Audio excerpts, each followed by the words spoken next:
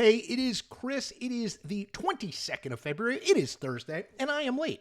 Sorry, I was running around all day, and I didn't have time to make a video yet, but I wanted to make one. By the way, this is my lunch. These are Dots pretzels. You ever had these things? I think they're made in North Dakota. I'm not sponsored by Dots or anything. I just love them. They're really addictive.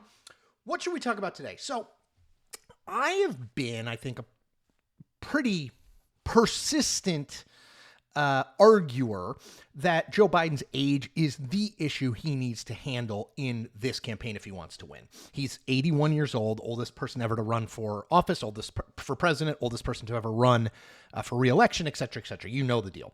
I read a piece today in Politico by a guy named Alex Conant, who I know. He's a Republican strategist, smart, interesting guy, worked for Marco Rubio.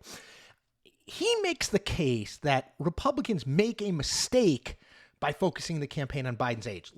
I want to read one thing from the piece, and I'll link to it in the comments so you can read the whole thing. Here's what he says.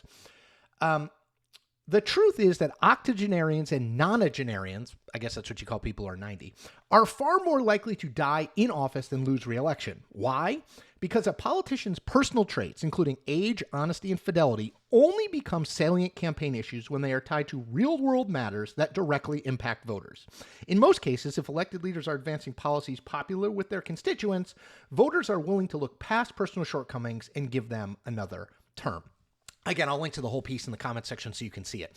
So I'm always open to being wrong. I certainly don't have a monopoly on good ideas. I think this piece is really interesting and provocative and based in a lot of evidence. I have a couple issues with it. Number one, most of the examples that Alex cites in the Politico piece are senators, governors, and House members.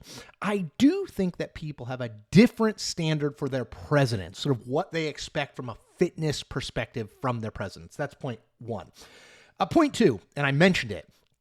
Look, Biden is the oldest person to ever be in this office. We are in uncharted territory. We're through the looking glass here, people. Oldest person ever elected, certainly would be 85 years old when he left office, right? We don't have a blueprint for this. And then third, and I think this is the most important thing, is Alex's argument in this Political piece essentially is if people are happy with how things are going, how administration is handling things, then age and other personal issues aren't really an issue.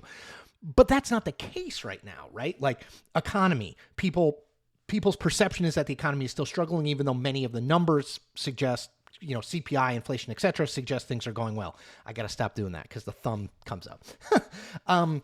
Immigration, people are not happy with the situation at the border. Foreign policy, whether that's Ukraine, Russia, whether that's Gaza, Israel, people are not thrilled with that. So people are unhappy with the Biden administration, and I think they look for a reason for that unhappiness to explain that unhappiness, and what they come to is the age thing. Now, I'm not sure the age thing actually is the reason that they're not happy, but I think they come to it. So I guess I'm not totally convinced that age doesn't matter. I think it will matter. I mean, I think immigration will matter. I think the economy will matter. I think Trump, obviously, and sort of his record, whether it's his indictments, whether it's the 2020 election, whether it's what he did in office, whether it's what he says he will do in office, I think that all will matter too. But I think Biden's age is something that's going to matter. I don't know. Maybe you disagree. If you do, throw it in the comment section. I'm happy to hear it. I think that's it for today. Don't forget, tomorrow, 1 p.m. Eastern, I'll do a live stream in this space. And also, I always ask you to do three things: subscribe, like this video and others, and tell a friend. Whoa, balloons. I don't know how I did that. I got to master this a little bit better. All right, that's all I got for today. I'm going back to eating my pretzels. Take care. Have a good one. See you tomorrow.